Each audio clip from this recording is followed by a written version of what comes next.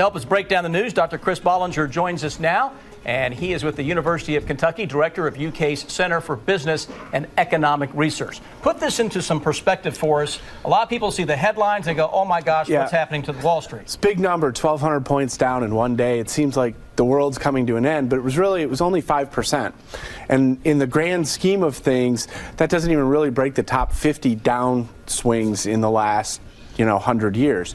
So it was a big drop. I mean, it was what we call a correction usually in the business. Most stock market analysts have been kind of predicting something coming along for at least 2 or 3 months. And so it's not a big surprise, really.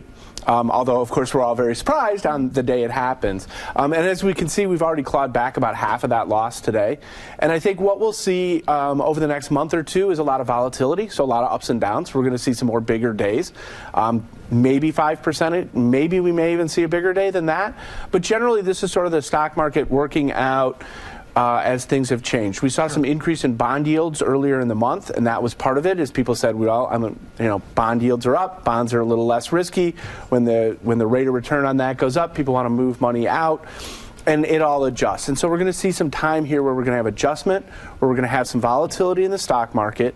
Volatility is always, people don't like volatility. Volatility is always bad, but it's part of the nature of the stock market. And I think the president of the New York Stock Exchange said it well. We're always going to have times when it goes up and down.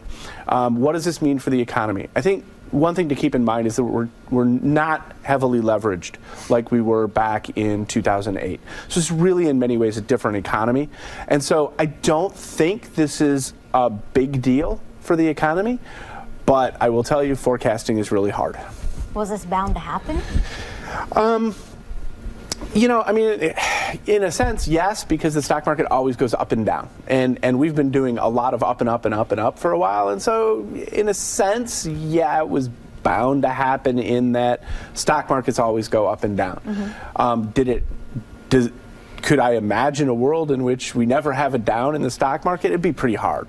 But I suppose you could. But yeah, in a sense, it was bound to happen. For the average person out there with a 401k, some investment in stocks, what's your advice right now? Don't look. Yeah. Get underneath the covers and hide. Actually, if you're going to look, don't look at like your last month. Look at your last year. Because actually, you're still really, really high in the black if you're looking at year-on-year gains right now.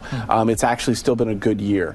And so if you look January to January, you're going to say, hey, you know what? I did pretty well, or February to February. You're going to say, hey, I did pretty well. And this wasn't as scary as a lot of people feel like it, you're saying? No, I don't think so. I think people get enamored with the points, but you have to remember it's really a percentage. Percentage is what really matters, and it was a 5% drop, which is sizable, but it's not anywhere near record-setting. It's not even the biggest drops we've seen percentage-wise in the last decade or so. Chris Bollinger from the University of Kentucky. Thank you. Great.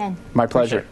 And you can join the conversation by leaving your comments on WKYT.com or on our Facebook page. Let us know what you think. Switching